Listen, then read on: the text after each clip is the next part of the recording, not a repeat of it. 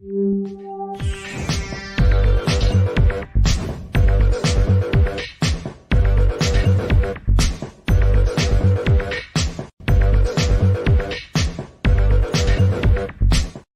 welcome to the show. You know where you are, the 9 at 9 with me, Tigo. And if you're sitting there, you know what's about to happen.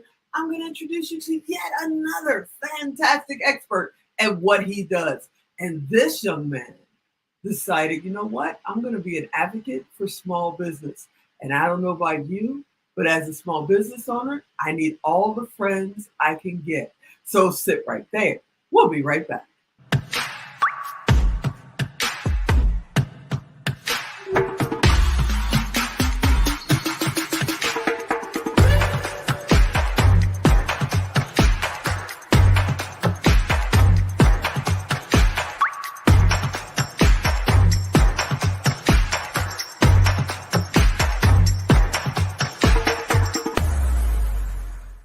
Back, yeah, you heard me right.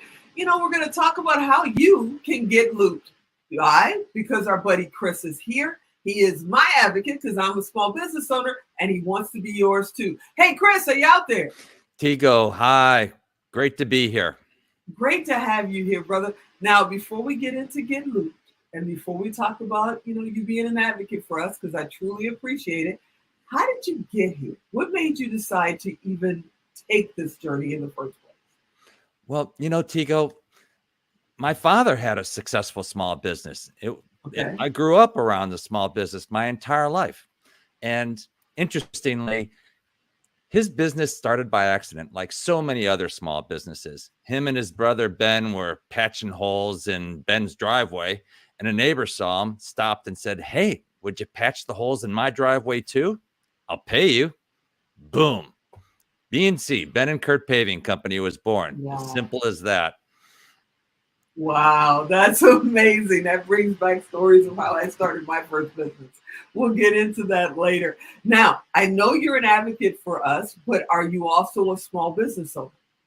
I am. I'm running my own small business right now. Okay. When I first graduated from college, I started a small business. I was interestingly, I live in Chicago, and here in Chicago, one of the premier industries that you could be involved in which you could actually be entrepreneurial, was the commodity markets. So I was a trader on the floor of the Chicago Mercantile Exchange, and my brother and I had our own small business. We hired a number of different traders and brokers, and did that for 11 years. Wow.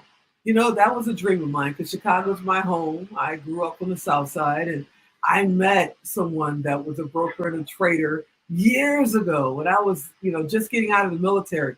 And I said, oh my goodness, I'd love to learn how to do that. Back then, that was a really hard thing to figure out how to get in. It was like the secret mission to figure out how to get in. And then I was told it's not so hard to get in. It's after you get in, it's speaking up, and There's being able to survive. Yeah. So you did it for 11 years. That is wild. So what happened next? You did that for 11 years, and then where did you go? Well, what had occurred was the world was changing, and like it changes all the time. And in this case, technology was taking over the industry. They introduced this concept called electronic trading.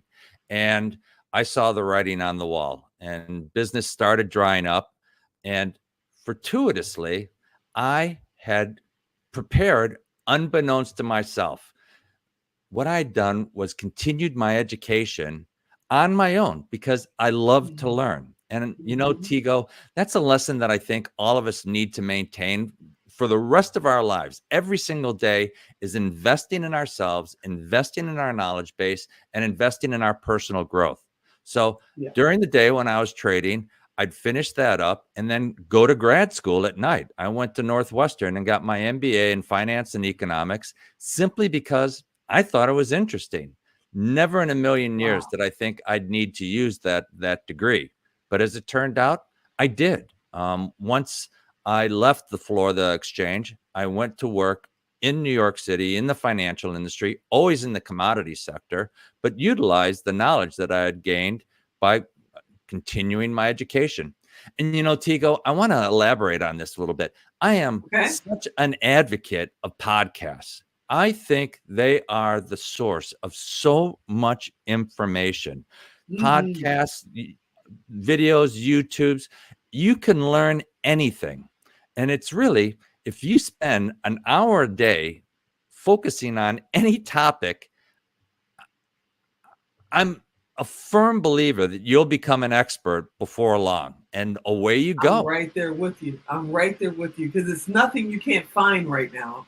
Everything Either is on possible. Google or YouTube or Facebook or wherever you want to go, you can find. I mean, if you want to know how to make a very strange cake, go type it on TikTok. Somebody's made it, and the video's there, and you just kind of There it slow it down is. and watch it. It's absolutely amazing, and I truly believe that if you stop learning, you stop growing. You You stop have to learning, keep you going. stop growing. When I Exactly. retired from Wall Street, my youngest daughter graduated from high school. I'd been in New York for so many years, and I think New York is a great place to spend time, but I didn't want to live there for the rest of my life. I wanted to actually go and visit the rest of the world. So Okay. I ended up moving to Colorado and, quote, retired. I, played golf and went skiing and did biking and all of those things that, quote, retired life is supposed to be about. And then And what did you do the next week? two things happened. One was I was getting bored, increasingly Uh-huh. bored. And two, it was pointed out to me by a friend of mine in New York when I came out to visit that I was becoming increasingly stupid also, that the Ooh, lack of uh-uh. using your brain has consequences. Okay, so now we got to jump in because we promised. I said you're an advocate for small business. Mm. What does that mean to you, and why are you doing it? So we live in really contentious times in Mm-hmm. which people have strong opinions. People judge others, I think, rather quickly. We Mm-hmm. don't hear each other. We don't listen to each other. And I tend to believe, in fact, I strongly believe that small businesses can really help us bridge that gap. You know, Small businesses is far more than about transactional activity. I go and buy your service, you sell it to me, and away we go. It's Mm-hmm. really about reintroducing and re-emphasizing the humanity Yes, sir. associated with commerce. Your small business representative in anything, it could be the coffee shop, the bookstore, the hardware store. He cares about you as a customer. Now, Mm-hmm. there's a lot of interesting aspects associated with large, big box organizations and stores. Amazon will just call it out there. Um, I don't believe Jeff Bezos cares about you or I, but I know that my local big bookstore owner cares about what I read, how Mm-hmm. often I come in, what I'm doing in the neighborhood, how I see how they're actually a couple, Jordan and Tim. They're delightful people. Um, how they're contributing to the neighborhood growth, the community. They care about what's going on in our world. And that's the foundation of us coming together. They have backgrounds that they're not, quote, part of my tribe. I think we're all too tribal in many respects nowadays. Mm-hmm. Small Mm-hmm. businesses allow us to reach out and interact with people beyond our normal sphere. And that's really how we get to know each other and how we get to respect each other and how we get to love each other again. It's by recognizing that we're all children, I'm going to say the word, of God, but each of us is a miracle that needs to be respected. And it's only through the physical interaction, face to face interaction, touch to touch, that we realize that we're all the same. No, I totally agree. And, I'm a techie. Everybody knows that. And with all this AI stuff, I get lost. I almost need an AA program or something for AI because I do it all the They have them. time. I do it all the time. But it's like small businesses, when I walk into a small business that I've been, a customer of for years, they know my name, they know what I like. They'll call me when something comes in that they know I was looking at. there's that human, effort that is there, because you got like McDonald's and that, and they're taking all the people out, and there's one person running the whole store. Mhm. So I totally agree with you. How are you helping small business connect with small business? So you actually go and participate in their services. So let's go with bookstores. There might be a book that I want to buy.